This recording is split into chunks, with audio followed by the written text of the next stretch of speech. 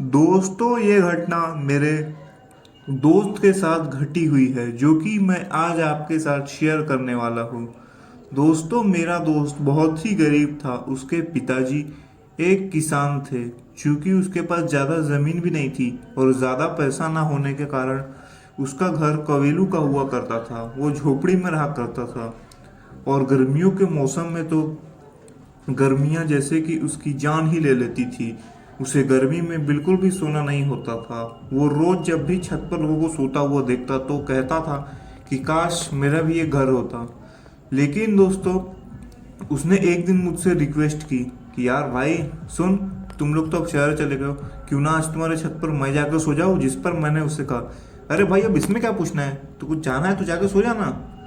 और दोस्तों ये सुनकर वो बहुत ही ज़्यादा खुश हो गया। लेकिन फिर जब वो अपने घर पर ये सारी बात उसने बताई तो उसके घर वालों ने उससे जाने से मना कर दिया। लेकिन मेरे दोस्त ने कहा कि देखिए मुझे यहाँ बिल्कुल भी नींद नहीं आती, ना यहाँ पर बिजली है ना ही आपका घर छत वाला, मुझे यहाँ नींद नहीं आती, ऊपर से मच्छर काट काट के मेरा बुरा हाल करते हैं। वो अपने घर पर बहुत ही झगड़ा कर कर छत पर आखिर सोने के लिए चला ही गया। दोस्तों जब वो छत पर सोने गया था तो उस समय अंधेरिया रात थी।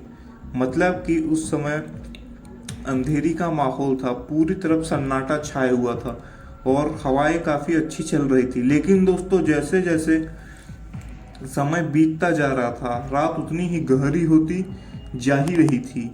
और साथ ही दोस्तों वैसे वैसे वातावरण में भी एक अलग सी घुटन सी होने लगी।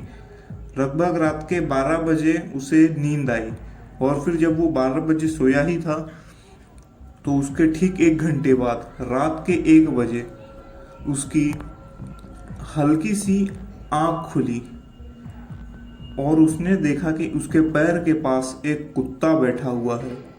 दोस्तों ये देखने के बाद तो उसके माथे पर पसीना ही आने लगा। वो काफ़ी डर हो गया, लेकिन वो ये देखकर तुरंत ही उसने अपनी आंखें बंद कर ली।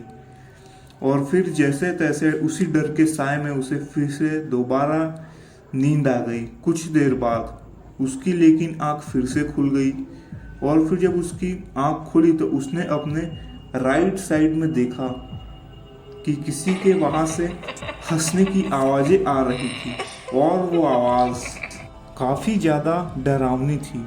उस हंसने की आवाज़ में तो जैसे कि उसके कानों में कोई छुरियाँ मार रहा हो।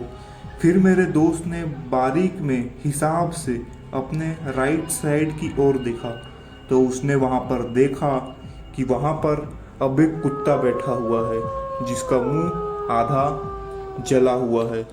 दोस्तों लेकिन उसे कुछ देर तक हंसने की आवाज़ें भी ज़ोर ज़ोर कर सुनाई दे रही थी।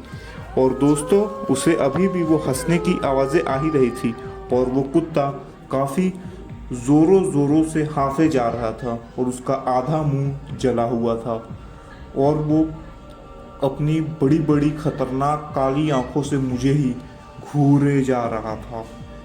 और दोस्तों इतना सब कुछ भी हुआ ही नहीं था कि माहौल और मेरे गांव के आसपास जिस छत पर मैं सोया हुआ था उस छत के नीचे लगभग 10 कुत्ते होंगे जो आकर खड़े हो गए थे और जो काफ़ी डरावनी आवाज़ में भौंके जा रहे थे। अब दोस्तों इस कहानी में आगे क्या हुआ ये जानने के लिए देखना ना भूले इस अगला भाग। तो चलिए मिलते हैं कल, तब तक के लिए बाय एंड टेक केयर।